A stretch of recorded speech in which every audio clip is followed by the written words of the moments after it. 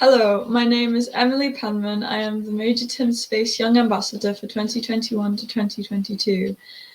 Today I will be interviewing Sue Nelson, the science journalist and broadcaster, and also the author of Wally Funk's Race for Space, which is a good book which you should read. And on the 20th of July, Wally Funk is going to space. Yay! So I will be asking you some questions about that. Go ahead, Emily, and I'm delighted to be speaking with you, and congratulations on being the ambassador. Thank you. So my first question is about Wally Funk's experiences with Mercury 13 and how you think they have helped her prepare for now being prepared to actually going into space. Well, if she hadn't done all those tests in 1961, so if she hadn't actually answered a call for female pilots, do you want to take some astronaut tests 60 years ago, none of this would have ever happened. She wouldn't be flying into space, about to fly into space with Jeff Bezos and Blue Origin. It all began 60 years ago. So I think, that was an incredibly important moment for her. And those tests were tough, They were the same tests that had been used by the Mercury 7 astronauts in the 1950s. They've been devised for them by the same person who was supervising the women. The crucial difference was that those tests by a doctor in New Mexico called Dr. Randolph Lovelace were, for NASA, this program for the women was an experiment, really. The doctor, Dr. Lovelace, which is the best name ever, he wanted to know, well, could women do these tests? Could women be astronauts too? Have they got the physical strength as well as, he knew that they had the flying abilities, because all the first astronauts in America were pilots, which is why he went for female pilots as well. It was just a question of saying, well, okay, can they do this? Can they do it as well? And not only did, the 13 women pass those tests, and they were incredibly tough physically. Some of them performed better than the men. So yeah, that if it hadn't been for that Mercury 13, they weren't called the Mercury 13 then, by the way. It's only sort of as time has gone on, people have referred to them as the Mercury 13 purely because they took the same tests as the Mercury 7. But yeah, if those tests hadn't happened and Wally was the youngest to pass them, she wouldn't be flying into space, because it was by not being given an opportunity to join NASA, because NASA didn't accept women as astronauts for almost another 20 years, until the late 1970s. She wouldn't have been on this little mission that, well, they're not going to let me go up, but I'll try and get up there somehow, any way I can. Another question I have is, how was Wally Funk actually able to get into contact with Jeff Bezos and actually find or kind of have a seat on the Blue Origin shuttle? Well, I think it was the other way around. I think he contacted her because Wally was all set, and still is set, to fly with Virgin Galactic. She bought her ticket, a long time ago, well over 10 years ago, paid quite a lot of money, $200,000. So she was ready to go up with their space plane from New Mexico, from Spaceport America. The Bezos thing took everyone by surprise. I spoke to several of her friends, and they were as shocked and happily surprised as I was. We were like, what? So yes, so it was all very secretive, and I'm quite impressed that Wally kept that as a secret, because boy, that's a big secret to keep. do you think she was just bursting to tell everyone about it? Oh gosh, I'm sure, absolutely sure. In fact, now so many people now they want to talk to her, and Wally is a very talkative person, loves chatting to people. She's had to actually pull the phone, disconnect her home phone.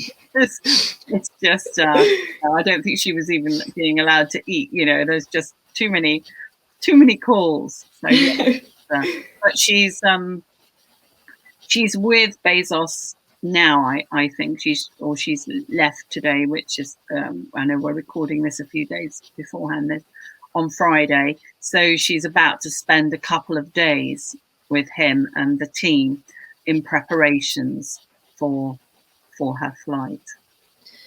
Now, because she is 82, which is quite a great age, what kind of preparations do you think that she will specifically have to do to be able to prepare for it? Well, luckily, Wally has kept physically fit for the whole of her life. She has been very athletic, even at a very young age. She skied, she ran, she swam, she cycled, very into sports. And she's always kept fit. She does her exercises, when we went traveling together in America and Europe, making radio programs and getting information for the book. She would always be, I'd turn around and she'd be touching her toes or stretching or doing something like that. And she walks really quickly. I kid you not, I often had to sort of do a little canter to keep up her. So she walks at quite a pace. So yeah, she will be doing. I know when I spoke to her on the day it was announced to the public, I rang her up immediately as soon as I found out, and in fact I woke her up because it was in the morning in Dallas, Texas, where she lives, and she said, I've got to do my exercise. I'm going to do more exercises. So she was thinking even then, she didn't want anything to get in the way of her and that launch day. So, and she does things like as well. Every day she does a crossword and to try and keep her brain in gear. So yeah, she spent a lifetime effectively getting physically and mentally prepared for this. That probably explains why she looks so youthful. She does. Yeah, I know. I really do think she looks incredible. And she's got, close up, she's got beautiful skin. I mean, really beautiful skin. Yeah, she's looks very young and very young at heart. Another thing as well as preparations, what kind of precautions will be taken? I don't know that. I've not had any contact with Blue Origin, so I don't know. The one thing that I think the main precaution they should ensure is that Wally, whenever I've been in a car with Wally will never put her seatbelt on. So I think the main precaution is when they go up in that New Shepard rocket, they make sure her seatbelt is on. Yeah. Oh. Now that you mentioned that Wally has been a pilot and that she's also done experience as a flight instructor. So could you kind of explain more about her past with flying? Yeah, she learned to fly as a teenager, and she belonged at her college, Stevens College. She took part in all sorts of what they call flight meets, and she was in the aviation club there, and she used to fly competitively. She's got loads of trophies. I've seen a whole box of them for winning races and stuff. So she was really, really keen. And she was a member of, they called the women in their club the Flying Aggies. So she's right from quite an early age, totally into flying. And she was working, the front cover of the book is a picture of her when she was only 20 or so there. And she was a flight instructor there. And for called Fort Sill military base in Oklahoma. And she was the first ever civilian female flight instructor there. So even in her early 20s, she was teaching other people how to fly. And that was where she was working when she got the call, do you want to volunteer to take these tests? So she was working as a flight instructor even then, and had, you know, a lot of air miles. Air miles, that makes it sound like she's collecting reward points. I mean, you know, pilot hours or flying hours. That's the one. Flying hours behind her. So once the women realized they couldn't go into space because NASA weren't going to let them in, and the funding had run out, crucially, so they couldn't continue with further tests. Wally, first of all, went traveling, spent about 3 years, just about 2.5 to 3 years, traveling around Europe and traveling around Africa. She did some flying when she was there as well. She did some teaching while she was out there to make money for her travels. And then she came back and she did lots of jobs within the air industry. So that involved being a pilot, it involved training other pilots. She became the Federal Aviation Authority's first safety inspector. She worked for the National Transportation and Safety Board as an air crash investigator. And that's quite a fascinating job, really, because you're basically investigating why planes crashed. And Wally said, well, you know, often the most common causes are things like weather and pilot tiredness, pilot error, for whatever reason. But occasionally you would get an accident where you really needed to work out what had gone wrong. It perhaps wasn't as straightforward as pilot error. And you had to look at the wreckage, where the wreckage was strewn. You had to know what sort of an engine the plane had, how those engines worked in different temperatures, because maybe the weather had something to do with that as well, which could have contributed to the incident. You sometimes, you know, if the plane had come down and sheared off maybe the tops of trees, you look at the angle that the trees had been cut to work out the angle that the plane had hit the ground. You'd sift through the wreckage. You would, you know, take photographs. She would, in some cases, you know, she had to, you know, be doing all this around dead bodies. And I was quite shocked when she told me that and said, you know, well, she saw it as, you know, a really important job, because she would think of the relatives, the loved ones of those passengers, and think, you know, they deserve to know what had happened. And so she put her all into it, and from all accounts, she was incredibly good. So, you know, she's had quite an amazing, interesting career, and sort of breaking that glass ceiling for women along the way. Oh, that was actually going to be my next question, because she was the first female crash investigator, I think, and also because she will now be the oldest person to ever go into space. So I was wondering how you think that she acts as an inspiration to young women who are looking into careers of just piloting, STEM. I would say you'd be the best answer to that, because you're a young woman. I'm not. I mean, you know, it's easy for me to say, well, you know, I think she's incredibly inspiring. But I'm not your age. I think it's or just any woman in general. I think you've got to answer me questions. See, I know I'm going to interview you now, Emily. Before I ask you that question, then I will answer your question, which is that I think the inspiration is still, even though, you know, feminism has played a crucial role in helping women throughout the last century. ensuring, and feminists in terms of helping sure that women get the vote. Things you take for granted today, getting the vote, being able to work in specific jobs. It wasn't that long ago where women were expected to give up their job as soon as they got married.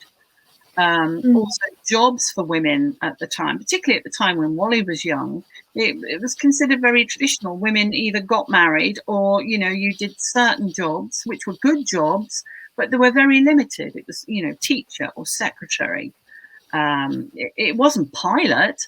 So I think it's an inspiration for any women or girls today to realize that 60 years ago and beyond, there were women who were brave enough in America to want to fly into space for their country at a time when space travel was, brand new.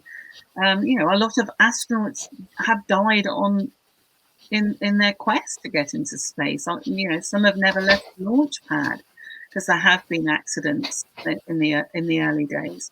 So I think by putting her and her Mercury 13 teammates effectively, putting their contributions and learning about them and what they did into the history books, I think makes people re-examine their history and realize that it's not just men who've made history.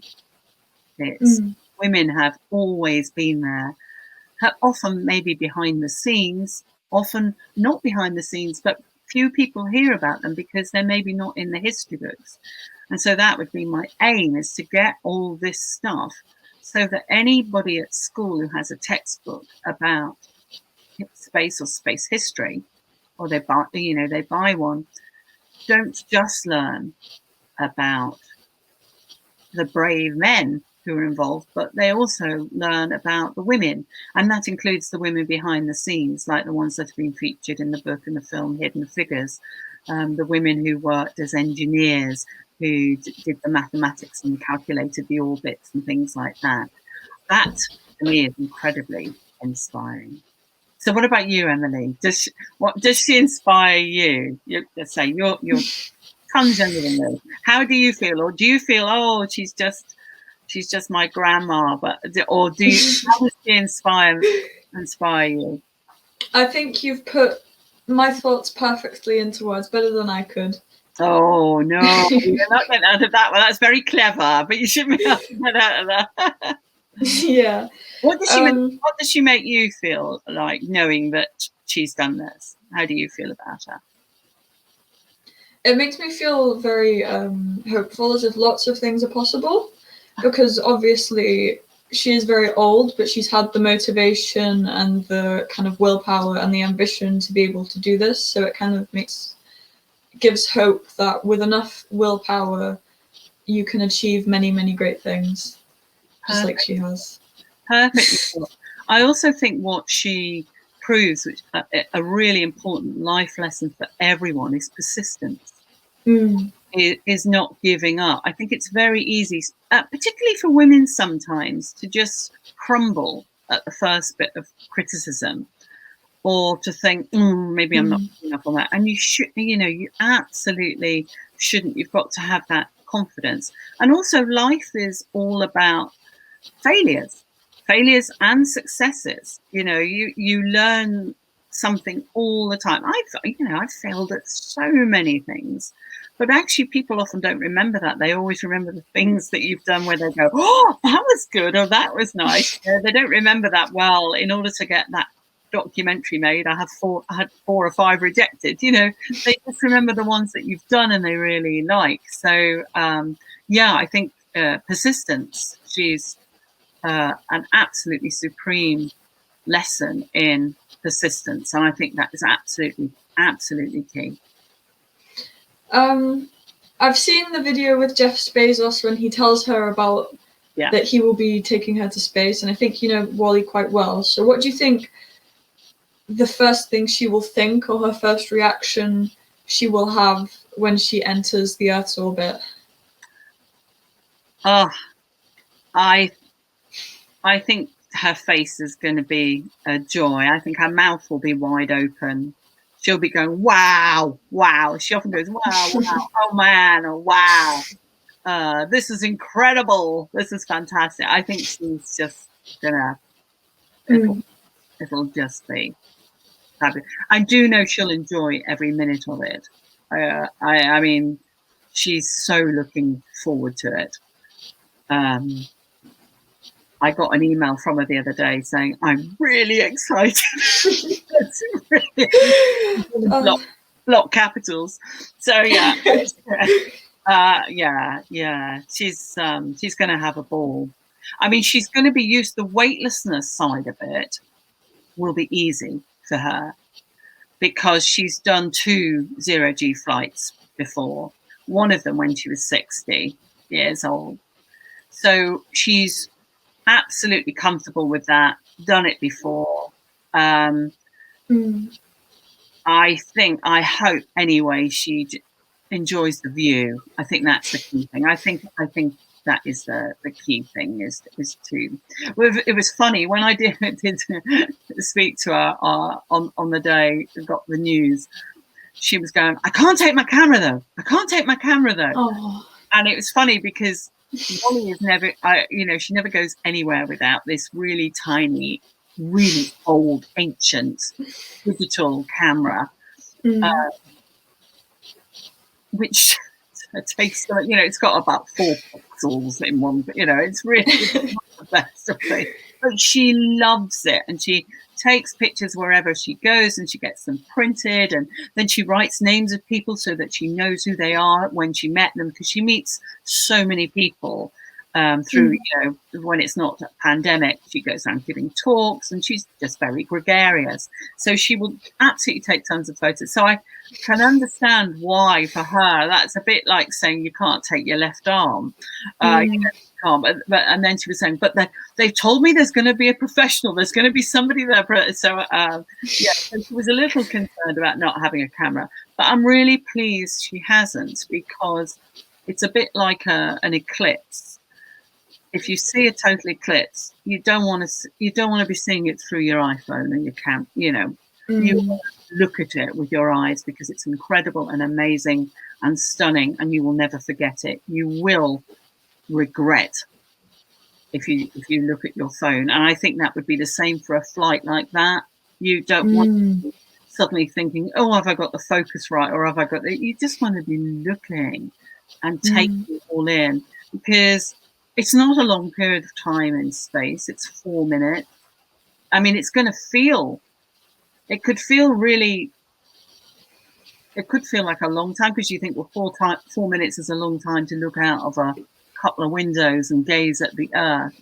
But I think it will be such a awe-inspiring and momentous occasion for her. I think it will go like that. So yeah. No, she has. Sorry. No, go on. She has waited so long for this moment to only get 4 minutes viewing in space. So do you think that there will be other opportunities for her to go up into space? And do you think she'll be extremely eager to take them? Well, she can still fly with Virgin Galactic. So she could be the only person, to go up in a very short period of time. So yes, theoretically speaking, because Branson and Virgin Galactic have, unless they bring it forward, we're going for 2022, so next year, to start taking up their paying passengers. And they've got over 600. It might have even gone up now. It was, over 600 people have already bought tickets. So there's quite a long waiting list there. So yeah, I'm sure Wally would love to. Plus, it would be quite exciting for her as well, because there'd be two very different methods of going into space, and they both have their appeal. The appeal of Blue Origin is I feel you've got like almost a full astronaut experience, because she'll be sat in a capsule on top of a rocket, a bit like the old Apollo missions. It will blast off, and then the capsule's ejected, goes into the parabola, it's in space for 4 minutes, into that parabolic curve, and then comes down. Parachutes are deployed, unlike Apollo, which would land in an ocean. The capsule for Blue Origin is going to land in the desert in Texas. And when I first heard that, I thought, oh, that might be a bit like the Soyuz capsule, the Russian landing of like, which everyone, every astronaut I've spoken to always says, oh, you know, that's one of the toughest landings up. It's not a soft landing, put it this way, but it looks like the Blue Origin one is a soft landing. Apparently it will land at only doing 1 mile per hour when it lands. And the seats, I've been looking at it all. I'll be like walking. Yeah, the seats have got this sort of crisscross, sort of almost like little suspension where you sort of lie down to ensure as well that it sort of buffers that jolt when you land. So it should be a relatively soft landing. So that's a great experience. I mean, I think I'd like to do both, but I really like the sound of that one. I think something about being on top of a rocket, I think, wow, I'd love that. So I think Wally will love it. And it will be closest to what she was trying to do in the 1960s, because if say NASA had suddenly allowed women in the 1960s and did allow those Mercury 13 pilots to train, that's the sort of experience they would have had. Virgin Galactic is more like, probably appeals more to the pilot side of Wally, because it's a space plane and she loves flying. I think probably she'd be frustrated because she probably would rather she piloted it. She'd be like clawing her way into the front and try like wrestle into the pilot seat. Oh yeah, she'd already chosen her seat. In fact, she was going to sit behind the pilot, which worried me slightly because I just thought, you know, would she try and get in there? But no, she wouldn't. And so that experience of being in a plane taken up by a much larger plane, the mothership, which then drops it at a certain altitude, then the rocket and rocket engines come in, and it goes again that parabolic curve into space. But unlike the capsule parachuting down with Bezos, that space plane just comes in to land and lands on an airport, you know, a runway. It won't be any ordinary runway. The runway at Spaceport America in New Mexico is huge. You know, it's especially much longer than any you would get in a commercial airport in order to account for that long landing that it will need in order to slow down. So two different experiences. So yeah, I think she would love to do both, but so exciting that she gets to do that. And what a surprise. And then maybe if Elon Musk makes one within like the next few years, she'll even go with him. She belongs to the Billionaires Club then. Billionaires Club. Yes. Yeah. Maybe as well as being the oldest person to enter space, she'll also be the person who's been there the most times. Yeah. Oh, yeah. Through private spaceflight. Yeah, that would be quite cool. And it's Amelia told me that you'd been reading the book, which I'm really pleased about. But you probably know that she hates. You know, she didn't like people telling her age and insists she's 45. I think too. And I thought that was funny because the one thing that's made every single newspaper has said Wally Funk, 82. Yeah, and she in fact she asked me, she said, you know, when I said, oh no, it's in, you know, it's all out, it's all in the news that you're going, she hadn't realized it was going to be that day. And she said to me, first of all, she doesn't like anyone using her first name, which is Mary, Wallys Funk. So that's her middle name is Wallys, and that's where we've got the Wally from. And one of the first things she said when I said, oh, it's, you know, it's all in the news, she said, they didn't use my real name. Did they use Wally? Did they use Wally? Yeah, it's okay. It's okay. She went, oh, good. And she said, did they say I'm from Taos, New Mexico? And I thought, well, oh, no, that's going to be first on their list. I said, I'm not sure about that. And then she said, did they put my age? Did they put my age? And I was going, you know, might have mentioned it. But yeah, no. So yes, I don't think she can get away with saying she's 45 anymore, even though she looks yeah, like... she could pass. She could pass. Yeah. This is a bit of a more general question, but where can the people watching this video view the live stream, I hope, of do you know, I'm not Origin. Not 100% sure. I've got to find out myself. I'm going to assume it will be on like the Blue Origin website, and that they will, you know, beforehand we will know. I know it's planned at the moment for 9 o'clock in the morning, which is now is that Eastern time or Texas time? Because you know America's divided into these different time zones. So I thought it was 2 p.m.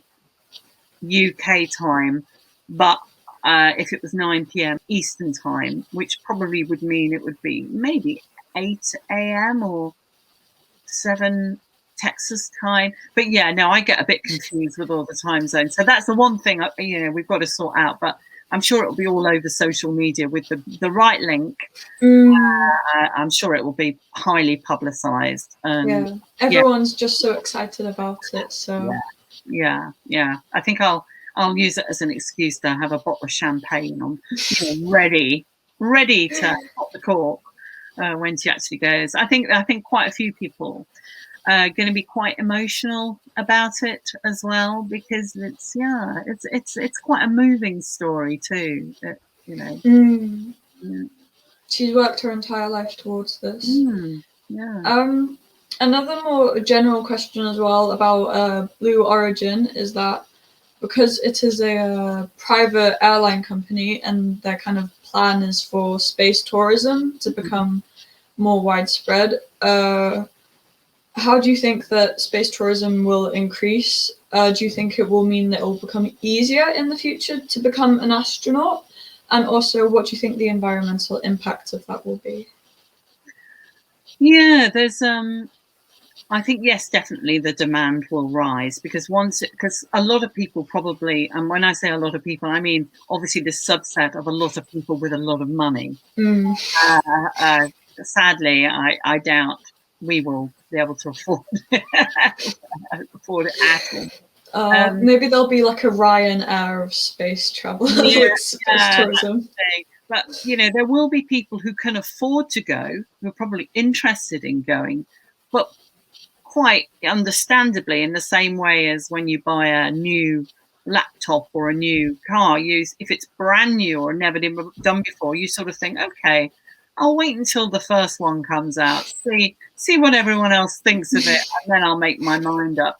So I think, yeah, you will get a second wave of people buying tickets now, and then ultimately, hopefully, the price will come down.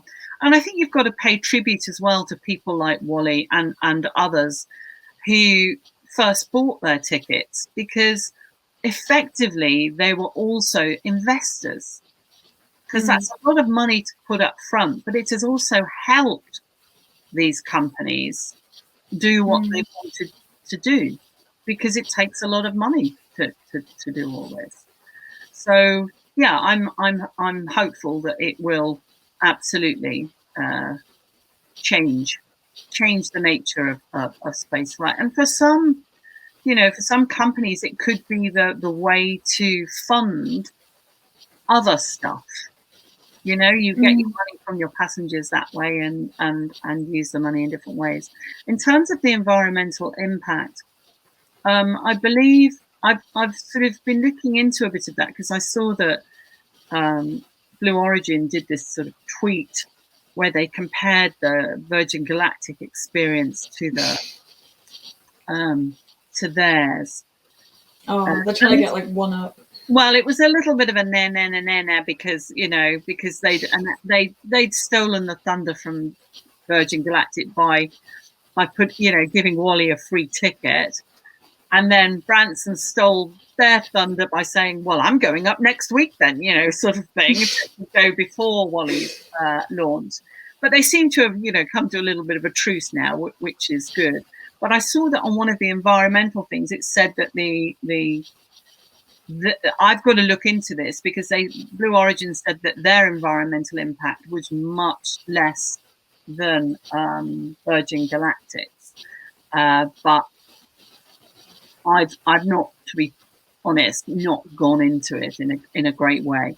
And I know that people, I mean, it's in a way, it's no different to airplanes. There will always be an environmental impact, but I think the way to do it is to try to do it as sustainably as possible.